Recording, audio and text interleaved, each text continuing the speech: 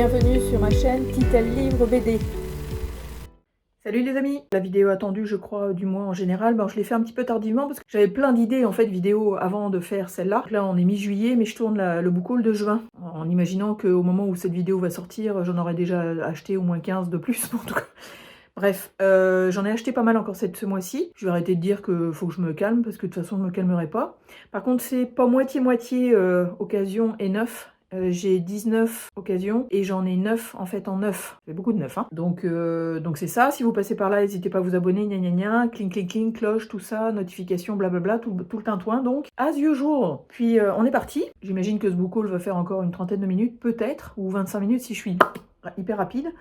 Donc c'est parti. Je les présente en fait par ordre alphabétique aussi, donc beaucoup plus pratique. Hein. J'ai failli les mettre par ordre de maison d'édition, puis je me suis rendu compte qu'il y avait tellement de maisons d'édition que même sur 28 BD, il y a peut-être 3-4 Glénat, il y a 2 Casterman, il y a 2 Delcourt, enfin c'est un peu ridicule en fait, donc c'est marrant. Il y a tellement de maisons d'édition maintenant en fait que ça part tous azimuts. Bref, c'est parti. Donc, on commence par les occasions, au cas où je l'aurais pas déjà dit, avec Dargo et Zidrou au scénario. Je continue à monter ma petite collection effectivement de cet auteur-là que j'adore.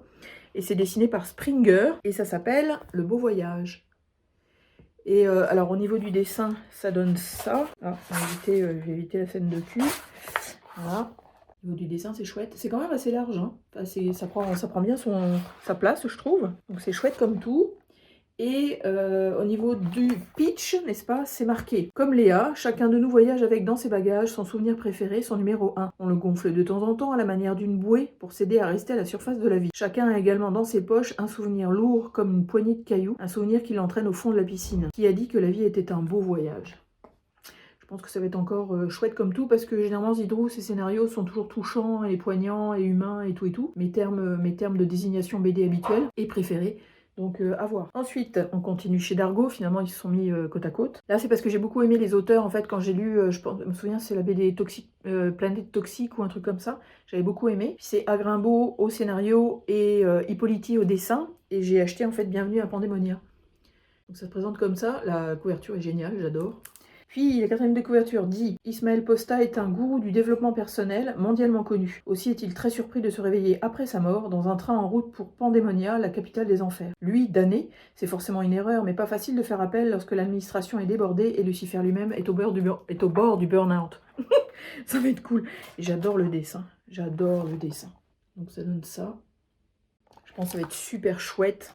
Parce que effectivement, le Toxic Planet, je vous en ai fait un avis lecture. Je vous mettrai peut-être le truc en barre d'infos, là, mais j'avais beaucoup aimé aussi. Donc ça. Ensuite, oui, parce que Librairie BD16 en a reparlé et que ça me démangeait de l'acheter, celle-là. Mais c'est ça, je voulais vraiment la trouver d'occasion, je voulais pas l'acheter neuve parce que c'est une BD d'humour et que si j'aime pas, c'est ça, j'aurais été emmerdée. Acheter ça, effectivement, plein pot. C'est mon argument, n'est-ce pas? Et là, c'est d'après Franz Bartelt et c'est Robin Reck et Mathieu Angotti qui s'y collent et c'est La Cage aux cons. Donc c'est du noir et blanc, il paraît que c'est super drôle. Le con, c'est la grande classe, il y a juste un problème, il m'a pris en otage. Et plutôt lui faire la peau que rejoindre les cadavres qui pourrissent à la cave. Ça va être drôle. L'intérieur de la bande dessinée, ça donne déjà ça. Puis c'est du noir et blanc en fait. Il paraît que c'est assez truculent, c'est assez drôle et tout, j'aime bien le dessin. Ça va être assez humour noir et compagnie, là, donc je pense que ça va être chouette. Je pensais, en fait, je sais pas pourquoi, je me suis imaginé avec le titre que c'était complètement autre chose, mais je pense que je l'ai bien aimé. J'ai oublié de dire, c'est effectivement aux éditions Delcourt. Ensuite, chez Bambou, donc leur collection Grand Angle, cette fois-ci c'est Isersol au scénario et Blondel au dessin, et ça s'appelle Cahier Malaga.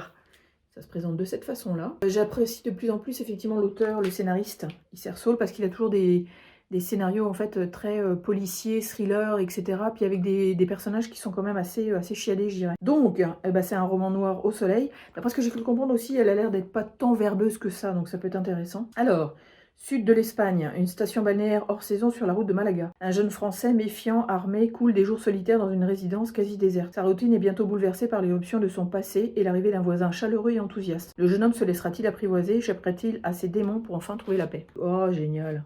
Mon Dieu, le dessin est chouette. Le dessin est vraiment cool. Alors dis donc, ouais, c'est bien ce que je disais, il n'y a pas tant de dialogue que ça, hein. Il n'y a pas tant de bulles. Donc j'ai bien hâte de découvrir ça. Puis parce que Isser Saul, comme je vous dis, c'est un bon scénariste. Ensuite, évidemment, je ne pouvais pas ne pas l'acheter, ça c'est certain, parce que j'ai adoré Diplomatie clandestine, en fait, par Hubert Mori, n'est-ce pas? Là, on est chez Glénat, et c'est Chronique d'un journaliste pakistanais exilé en France, c'est Disneyland Club, donc c'est Taha Siddiqui aussi, qui participe à cette bande dessinée-là, donc ça se présente de cette façon-là. Puis Hubert Mori, est comme c'est un ancien diplomate français, ça va être un truc un petit peu d'espionnage et de services secrets, etc. Puis ça se passe souvent dans des pays avec une sensibilité internationale assez touchée, disons. Donc la Dissident Club, en fait, on parle de, en 2018, le journaliste d'investigation pakistanais, Taha Siddiqui, est victime d'un enlèvement et d'une tentative d'assassinat. Il parvient à fuir et prend le premier avion pour la France. Que s'est-il passé? Qu'est-ce qui a pu pousser le gouvernement pakistanais, s'il s'agit bien de lui, à en arriver là? Puis en petit topo en fait en bas, marqué chronique d'enfance puis d'adolescence. Dissident Club retrace avec un humour libérateur le quotidien d'un jeune homme aux prises avec les fondamentalismes religieux les plus sévères. Ouais, à voir. Donc, alors le dessin de Hubert Mori peut un petit peu rebuter pour un sujet aussi sérieux. Moi j'adore. Moi je trouve ça super, ça va super bien ensemble et tout. Mais j'adore. Même la couverture elle est super. La couverture est vraiment chouette aussi. Ça faisait un petit bon temps. Enfin, je l'avais déjà repéré en fait. Mais c'est Diplomatie clandestine qui m'a emmené sur le chemin aussi de cet auteur-là. Et je continue ma collection des Krasinski. Donc là, on est chez Casterman. Et c'est La fin du monde en trinquant. Petit bébé quand même, hein. Il y a quand même du monde. Alors, 1774, astronome à la cour de Catherine II de Russie, Nikita Petrovitch découvre qu'une comète menace de s'écraser sur l'Empire. Voici la folle épopée d'un cochon astronome et d'un chien pas totalement intelligent dans la Russie des Lumières. Ah, intéressant. Il y a toujours des sujets, en fait. C'est vraiment divers et varié. La dernière BD que je vous ai présentée de lui, qui était une série en 3 tomes, c'était les cœurs boudinés, donc sur les amourettes ou amours de petites nanas, en fait, un petit peu rondouillardes. Puis là, boum, on passe dans le truc des Lumières en Russie, quoi. Enfin, il est génial. J'adore son dessin. Et c'est encore une autre patte graphique, on dirait. C'est vraiment marrant. Ah ouais, non, c'est génial. Ça a l'air d'être anthropomorphique aussi. Mais ouais, j'ai hâte de le lire aussi, celui-là. Il m'en manque quelques-uns de Krasinski, mais je vais les avoir. Je suis sûre que je vais les avoir. Alors, celui-là, bah, il est quasiment neuf. En fait, il est sorti il n'y a pas très longtemps, mais je l'ai quand même trouvé d'occasion. Je suis bien contente. Chez Dargo, c'est Zabu qui scénarise et Nicobi qui dessine. J'adore ce duo d'auteurs, en fait. Ils font toujours des chouettes trucs, enfin, des beaux scénarios, puis les dessins sont chouettes aussi. Et là, la fragilité des hommes. Alors, regardons-nous les gars, avec ce silence atavique de vieux mâles. Il n'y a que des gonzesses qui participent. Cette histoire se passe ici où rien ne se passe. Là, ici où personne ne parierait que les événements à venir auront bel et bien lieu. Et pourtant, ouais, la couverture est géniale. J'adore. Fragilité des hommes. Déjà, le titre est intéressant aussi, n'est-ce pas? On est toujours intrigué. Et voilà le dessin. Vraiment chouette, très simple, mais quand même assez complet, je dirais. Puis des couleurs assez classiques. On va voir. Donc ça... Youpi youpi. Ensuite, je continue effectivement à monter ma collection des Franck FRNCK. Donc là, on est chez Dupuis et c'est Brice Cossu et Olivier Bocquet qui s'y collent. Et alors, j'ai acheté le tome 4 et le tome 5. J'avais vérifié si j'avais pas déjà le tome 4, mais je l'ai déjà. Donc ça, c'est... n'est-ce pas? Puis tome 5. C'est comme une espèce de... c'est pas une série, mais c'est un cycle. Donc cycle en 4 tomes. Puis là, il en recommence à nouveau, en fait. Donc c'est l'histoire d'un petit garçon, enfin d'un jeune garçon, parce qu'il va grandir au fur et à mesure des tomes, qui se retrouve propulsé dans la préhistoire alors qu'il vient effectivement du 21e siècle. Les dessins sont super. Puis l'intrigue est marrante, enfin je veux dire c'est sympa à lire, c'est distrayant, c'est chouette comme tout. Il y a des belles réflexions et tout, puis des fois ça peut aller loin quoi. Donc non, vraiment cool. Fait chier d'avoir déjà acheté le tome 4, j'aurais dû vérifier mieux avant. Parce qu'en fait j'ai un fichier Excel sur lequel je répertorie toutes les BD que j'achète, puis où je mets effectivement quand est-ce que j'ai fait ma vidéo, sur quel thème, etc. Et j'enregistre en fait toutes les BD que j'acquiers sur BDgest, donc l'application. Et j'avais probablement pas dû scanner le bouquin parce que je l'avais pas mis dans BDgest. Je n'ai pas regardé sur ma liste avant. Enfin bref, c'est pas grave, c'est une petite BD de plus, c'est pas comme si je l'avais acheté 25 €. Hein. Donc c'est parti, on continue. Chez le Lombard, cette fois-ci, dans leur collection signée. J'essaye aussi de monter une petite collection là-dessus. Et alors là, c'est signé France. Et ça s'appelle Irish Melody. Petite BD, c'est ça à l'ancienne, hein, disons, comme on peut voir. Et alors, de quoi ça parle? Je ne sais pas du tout. Irlande, comté de Kerry, 19e siècle. Comment l'amour apporte le malheur dans 2 familles. L'une est pauvre, l'autre riche. Irish Melody, c'est aussi l'enfance de Lester Cockney, alors qu'il s'appelait encore Lester Mahoney. Cool. Et le dessin, ouais, c'est ça. À la classique, franco-belge à fond la caisse. C'est vraiment cool. Je ne sais pas du tout ce que ça va donner, mais dans les collections signées en général, on n'est jamais déçu. Que ce soit vieux, récent, au milieu, Vraiment cool. Donc ça aussi, bien hâte. Ensuite, bah oui, je peux pas m'empêcher d'avoir toutes les BD qu'il fait parce que c'est tellement génial. Puis comme on est en période de canicule, je me suis dit que cette BD-là serait parfaite. Ça va faire du bien, un petit peu de froidure. Là, c'est en fait les deux frères qui s'y sont mis. Donc on est chez Futuropolis et c'est François et Emmanuel Lepage pour La Lune est blanche. C'est un beau bébé, hein, il est bien lourd, il est bien costaud. Et alors dans celui-là, Emmanuel Lepage parle de l'Antarctique. Puis en 2011, l'Institut polaire français invite François et Emmanuel Lepage à rendre compte, dans un livre mêlant bande dessinée et photos, d'une mission scientifique sur la base française antarctique du Mont d'Urville en terre Adélie. En outre, il leur propose de participer comme chauffeur au raid de ravitaillement de la base Concordia, située au cœur du continent antarctique, à 1200 km de Dumont d'Urville. Le raid, comme on l'appelle, est la grande aventure polaire. Pour les deux frères, ce sera l'aventure de leur vie, mais rien ne se passera comme prévu. J'en ai entendu un petit peu parler, effectivement, comme quoi, c'est ça, c'est super enthousiasmant, mais ça va être assez costaud, en fait, à lire. Donc ça, les dessins de Lepage, c'est sublime, quand même. Regardez-moi ça. C'est superbe, superbe, superbe. Ça va faire du bien, un petit peu de fraîcheur. Et ça va me donner envie de partir dans l'Antarctique, évidemment. Parce que, et voilà une double page. Je sais pas si c'est un dessin ou une... Oh, mon Dieu. On sait même pas si c'est une photo ou un dessin, dites donc. Dites-moi en commentaire, là, votre avis. Et bref, donc c'est ça. Donc ça, Lepage, on n'est jamais déçu en général. Même si c'est documentaire, je suis pas très fan. En fait, en général, ça passe super bien. Il a un propos extrêmement... humain et profond et contemplatif, observateur, etc. Donc c'est un vrai bonheur. Ensuite, là, je me suis fait encore une fois un petit plaisir, n'est-ce pas? Toujours chez Futuropolis. En fait, je me suis acheté l'intégrale, je l'ai trouvé. Je suis bien contente. Et c'est sur un scénario de Chris, K-R-I-S, et les dessins et couleurs sont de Maël, et c'est Notre mère la guerre. Je pense qu'il y a 4 tomes là-dedans, ou 3 tomes, je me souviens plus. En tout cas, ça parle de janvier 1915, au cœur de la Champagne pouilleuse. Cela fait 6 mois que l'Europe est à feu et à sang, 6 mois que la guerre charrie ses milliers de morts quotidiens, et sur le front, ce sont 3 corps de femmes qui effraient l'état-major. 3 femmes froidement assassinées, sur leurs cadavres à chaque fois une lettre d'adieu. Une lettre d'adieu écrite par leur meurtrier. Une lettre d'adieu cachetée à la boue des tranchées, sépulture impensable pour celles qui sont les symboles de la sécurité et du réconfort, les ultimes remparts de l'humanité. Des femmes, c'est impossible, tout s'écroulerait, ou alors c'est la guerre elle-même qu'on assassine. Génial. Puis le dessin est super beau. Le dessin est super beau. J'en ai entendu beaucoup de chroniques positives en fait de celui-là. D'où le fait que je me sois lancée effectivement dans l'achat. Il est très possible que je la lise. Moi je tourne ma vidéo fin juin, enfin comme la 3e semaine de juin, la 4e semaine de juin. Cette BD là, je pense que ça va être ma prochaine lecture, honnêtement, parce que ça me tente vraiment beaucoup. Puis non, c'est ça, j'ai vraiment envie de savoir de quoi ça parle et de pouvoir effectivement chroniquer la BD quoi. Donc ça aussi, je me suis lancée parce qu'on en entend beaucoup de chroniques positives. Ça doit être assez doudou aussi comme bande dessinée. Alors moi, je voulais pas tant l'acheter parce que quand j'ai vu les dessins, j'étais pas tant attirée que ça. Noir et blanc, en fait, pour l'histoire, ça me paraissait comme antinomique, ça marchait pas. On va essayer. Donc là, on est chez Glénat, dans leur collection 13 étranges. Et c'est Teresa Radice et Stefano Turconi. Et c'est le port des marins perdus. Je l'ai enfin acheté, c'est un petit format, tout ça. Bon, c'est quand même en dur, mais... Et les dessins, vous voyez, c'est quand même assez tassé, je trouve. C'est pas mal tassé.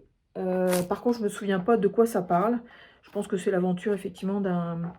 Ouais, c'est ça. On dirait que c'est juste esquissé, comme si c'était pas terminé. Ça fait un drôle d'effet, je trouve.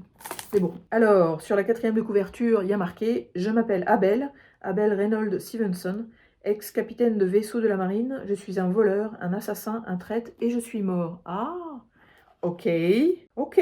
Ah, je remonte un petit coup. Hop là.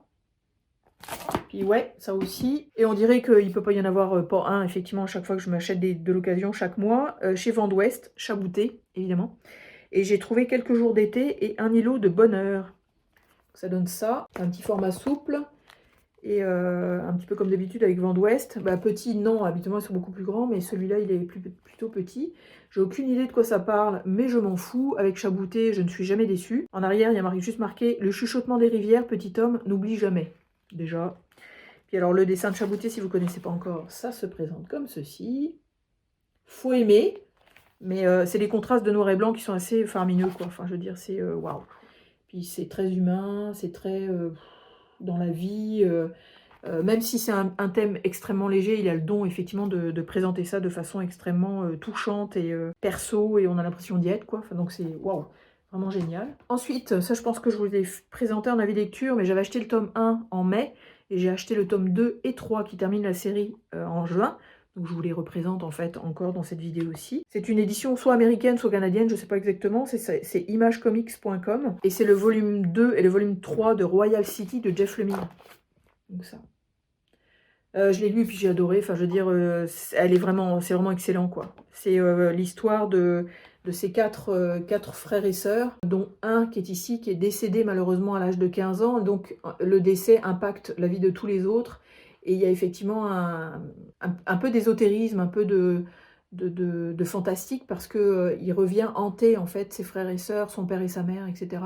Donc il les accompagne en fait dans leur vie, et ils se retrouvent effectivement dans le village de base. Donc non, vraiment chouette. Alors au niveau dessin, ça donne ça. C'est du Jeff Lemire, hein, mais moi j'adore. C'est toujours extrêmement expressif. Il y a toujours... ouais, les personnages sont hyper bien représentés, comme ceci. J'adore. En tout cas. Puis vous voyez, c'est un petit format souple. Et je les ai achetés en anglais. Donc l'anglais est très bien passé. Très très contente en fait, vraiment contente. Donc ça donne ça. Ensuite, cette fois-ci, on repart chez Bambou dans leur collection Grand Angle. Et c'est Louis et Marty. Alors, qui fait quoi? Scénario Stéphane Louis, le dessin est de Lionel Marty et les couleurs sont de Vera Davier. Et ça s'appelle Road Therapy. Déjà, c'est le titre en fait qui m'a attiré un petit, parce que Road Therapy, je pense, c'est l'histoire de les patients d'un hôpital psychiatrique s'apprêtent à partir pour un voyage en minibus, destination les châteaux du pays Qatar. Et ce qui inquiète les deux infirmiers encadrants, outre les pathologies délicates qu'ils ont à gérer, c'est que le conducteur est aux abonnés absents. Ça fait une cool. Heureusement, un mystérieux Igor arrive au pied levé pour prendre le volant. Heureusement, cela reste à confirmer. Oh, le dessin est chouette aussi. Je dirais que ça fait un peu comics, je trouve, au niveau du dessin. Ou un truc qui serait un petit peu plus fantastique. Ah, c'est vraiment chouette. Ouais, vraiment chouette. Puis généralement, Bambou, en fait, c'est toujours des sujets très dans la vie et très drôles. Donc, ouais, non, celui-là, je pense qu'il va faire partie aussi de mes prochaines lectures. Là, on est chez Casterman, dans leur collection écriture. Donc, c'est un petit format souple.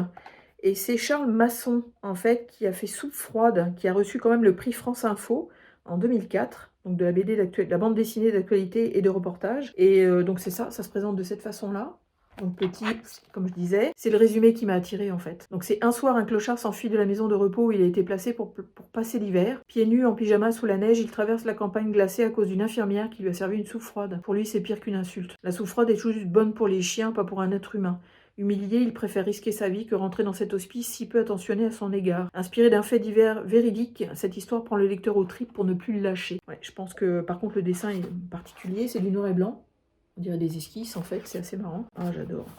Je venais de vous présenter Chabouté, rebelote, Charles Masson, let's go là, en tout cas. Vraiment cool. Et le petit dernier que je vous ai présenté déjà en avis lecture, qu'il fallait que j'achète, il fallait que j'ai ça dans ma collection BD, c'est évident. On est chez Six Pieds Sous Terre, donc dans leur collection Monotrème, et c'est Fab Caro pour Zai Zai Zai Zai. Donc BD d'humour, humour complètement loufoque, décalé, absurde, enfin quelque chose de complètement fou. Au niveau graphisme, comme je disais, il faut passer par-dessus. Parce que là, en fait, c'est l'histoire d'un gars qui rentre dans un magasin et qui se fait complètement rejeter et condamné et pointé du doigt, etc. parce qu'il n'a pas sa carte de magasin. Donc c'est ça tape en fait sur la société, sur l'économie, sur les relations humaines et tout. Donc non, c'est chouette. J'ai bien aimé, j'ai pas ri aux larmes et tout ça, mais c'était sympa. Enfin, je veux dire, ça m'a fait découvrir un aspect de Fab Caro que je connaissais pas du tout en fait. Bon, et là on attaque en fait les bandes dessinées neuves, donc que j'ai tout acheté en fait à la librairie Bulle. Super. La première bande dessinée que je vais vous présenter, en fait, j'en ai déjà fait l'avis lecture. Ça fait déjà un petit moment, en fait, quand vous verrez cette vidéo, ça fait peut-être quasiment un mois, je pense. BD que j'ai trouvée intéressante, surprenante, un petit peu rentre-dedans, un petit peu fouillis, un petit peu tout, quoi. Enfin, ça m'a surprise, en fait. J'ai été surprise dans le bon sens du terme. On est chez Morgan, donc nouvelle maison d'édition qui cartonne pas mal. C'est Lax au scénario et Azéo au dessin, ou le contraire, je me souviens plus. Et ça s'appelle Caboche. C'est un tome 1, je crois qu'il va y en avoir 2 ou 3, je me souviens plus. 2 je pense. C'est en fait c'est complètement loufoque quoi. Enfin c'est complètement flyé, c'est plein d'actions. Comme je vous dis c'est un peu fouillis des fois, mais les personnages sont quand même intéressants. Enfin c'est un mélange de manga, de fantastique, de dark fantasy, parce qu'en fait on va suivre ce gars-là qui est donc Prota, qui a décidé de récupérer l'épée du Graal. Mais il a pris tout le rocher avec lui. Et il veut effectivement trouver... Alors, la première artiste, ça s'appelle Galère Symbolique. Et en fait, il est à la recherche du symbole SINT-BOL. Puis c'est ça, on croise plein de personnages complètement tarés. Enfin, même lui, il est jeté, quoi.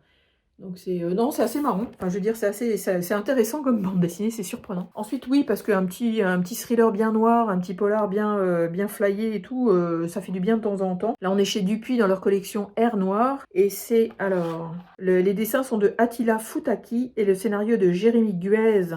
Et les couleurs, en fait, sont de Attila Futaki et Hiroyuki Oshima. Et ça s'appelle Dernière Aube. Déjà, la couverture, je la trouve sublime, vraiment. Et alors, ça parle de John Martyrossian a passé sa vie à traquer des hommes dans toute la Louisiane pour le compte d'un chef mafieux russe. Sa retraite, il l'a méritée sur une petite île au large de la Floride et il a bien l'intention de mourir là. Mais c'était sans compter sans son boss qui va le sortir de sa retraite pour une mission bien particulière. Il doit retrouver une gamine qui a disparu à la Nouvelle-Orléans, la fille d'un puissant couple afro-américain. Blablabla, blablabla, blablabla. Puis le dessin, ouais, ça sent le comics à plein nez, mais ça va être chouette. Avec des fonds noirs, là, histoire de renforcer un peu le suspense, mais oui, je pense que ça va être super bon. J'ai vu quelques chroniques quand même assez positives, puis ça va être un bon polar sympa à voir. Donc ça, je ne pouvais pas m'empêcher d'acheter le tome 4, parce que j'ai lu le tome 1 à 3, en fait, que j'ai beaucoup aimé. Là, on est plus dans la bande dessinée jeunesse, on est chez Gallimard, et c'est Tim Probert, en fait, qui pond cette BD-là. Je pense que est-ce que c'est le dernier, ou c'est l'avant-dernier, je me souviens pas, et c'est Lightfall, donc le numéro 4. Donc format souple, quand même assez pas mal de pages. Puis là, on suit Béa, en fait, qui est une petite fille pleine de complexes, de peur et de frayeur, etc., qui part à la recherche de son papa, qui est un sorcier cochon, si je me souviens bien. Bon, on est dans le 4e tome, donc je vous dévoilerai rien d'autre. Je vais vous montrer un peu de dessin quand même. Le dessin est très joli, vraiment très joli. Puis elle est accompagnée en fait d'un personnage qui est toujours extrêmement optimiste. Alors c'est complètement fantaisie, hein. Enfin je veux dire, le monde est complètement inventé là, mais c'est super beau. On croise plein de personnages, des plantes, enfin de la faune, la flore, complètement flyée. Et il y a des dialogues très chouettes, la philosophie et l'histoire racontée sont vraiment mignonnes comme tout. Ça progresse, il y a l'évolution des personnages. Je peux vous montrer une belle double page, regardez-moi ça, c'est pas chouette. Puis comme c'est un 4e tome, c'est ça, je peux pas vous... Non, je vous dirai rien. Mais ceux qui ont lu la série savent que c'est excellent en fait.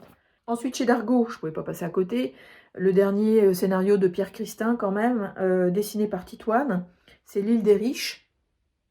Et c'est, alors, ça parle de quoi? Ça va être assez succinct. Mon cher Sinclair, si on est pessimiste pragmatique, on est tous déjà morts.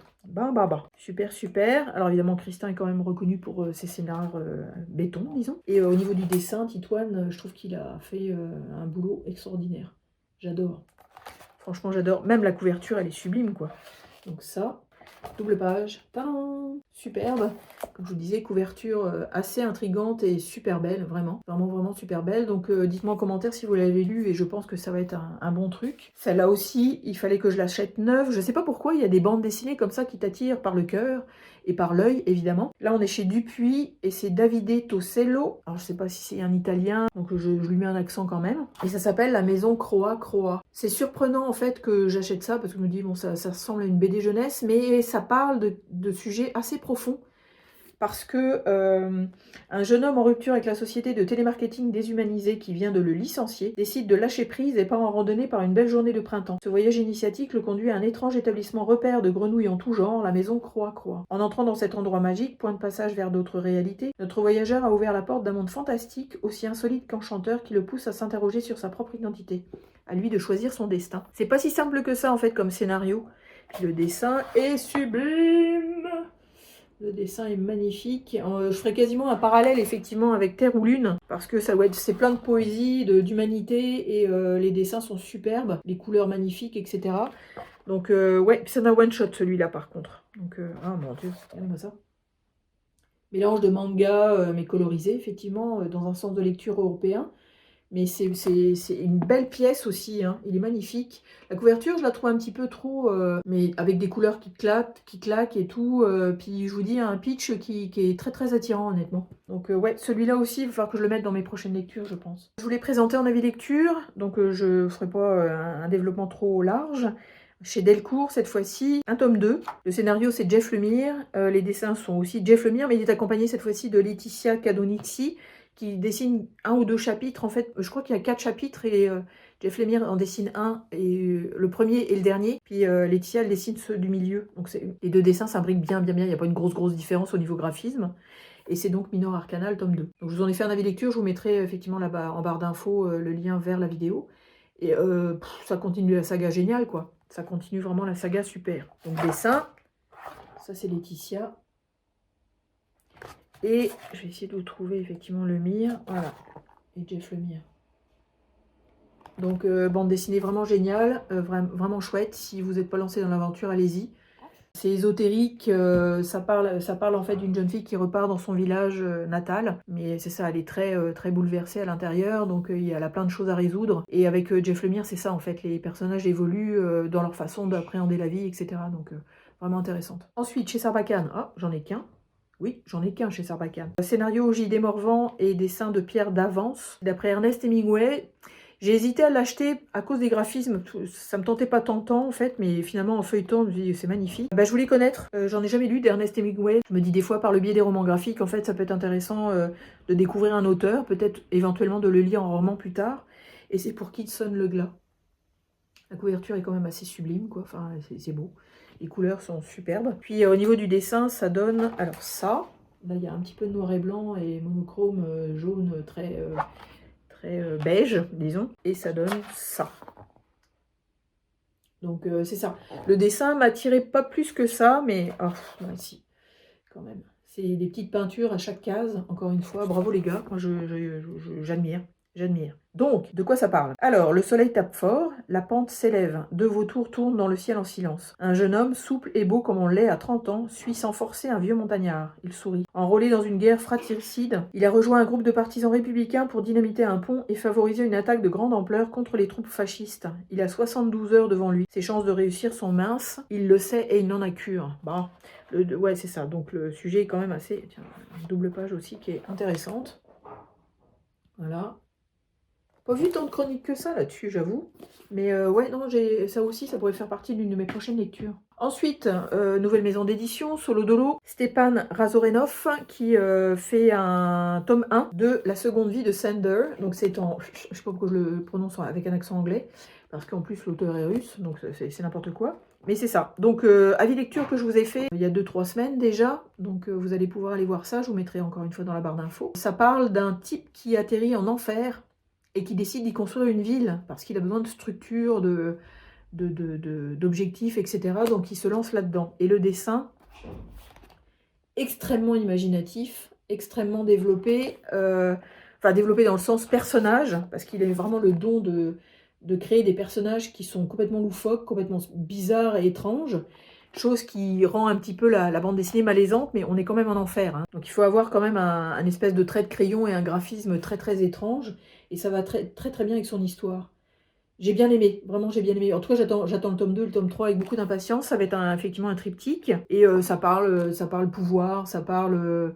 ambition, ça parle empathie, ça parle alliance, ça parle de plein de choses en fait. Donc c'est quand même assez chouette, mais de façon assez linéaire. Donc personnage après personnage, où il y a pléthore, enfin il y en a beaucoup, mais vraiment chouette, vraiment chouette. Encore une fois, c'est l'enfer, mais c'est humain. Donc bonne lecture, j'ai fait une très bonne lecture là-dessus. Et le petit dernier, qui est chez Dupuis dans leur collection Air Libre, c'est un tome 3. Et ça finalise une histoire. Et alors là, c'est... Voyons voir... Les dessins sont de Horn, le scénario de Mermillot, scénario aussi aidé avec Trip. Et les couleurs sont de Jérôme Jaffré, et c'est les vents ovales. Donc là, on est dans la période mai 68. J'ai pas lu les 2 premiers parce que j'attendais la fin du triptyque finalement, pour pouvoir lire l'histoire d'un seul tenant. Alors là, ça parle de... J'espère que je vous spoilerai rien en lisant effectivement le truc du 3e. Mais alors que la colère éclate au cœur des grandes villes, Paris en premier lieu, la paisible cité de La Roque-sur-Garonne va-t-elle connaître la gronde de mai 68 à son tour? Que va devenir la charmante et soudée communauté qui se serait bien passée de tout ce ramdam pour se consacrer librement au ballon ovale? Donc j'imagine que c'est toute une communauté, un village en fait, qui a un intérêt principal, qui veulent développer, puis qu'effectivement il y a des faits sociétaires qui s'installent là-dedans et qui bouleversent tout, quoi. Ouais, c'est ça, rugby. Hop, le dessin est super beau, hein. Le dessin est vraiment chouette. J'aime ça, c'est des chroniques en fait rurales que j'aime beaucoup, dans des périodes en fait qui sont souvent bouleversées, donc il y a toujours un intérêt là-dedans, quoi. Donc voilà. Voilà. J'espère que ce book haul vous aura plu. Encore une fois, il y en a quand même un bon petit paquet, donc c'est sympathique. Ça bourre encore effectivement mon étagère derrière moi, où je commence à avoir de moins en moins de place. Parce que les 3 premières, c'est ce que j'ai lu, et les 2 en dessous, c'est celles que j'ai pas lues, donc c'est quand même 2 étagères, où je vais rajouter mes 28 là-dedans. Puis dites-moi en commentaire celles que vous avez lues, celles que vous me conseilleriez de lire, celles qui sont liées à ça et que vous aimeriez me voir lire, et peut-être vous chroniquer à un moment donné. N'hésitez pas, comme d'habitude finalement. Donc je vais vous souhaiter d'excellentes lectures BD, puis je vous dis à très bientôt. Salut!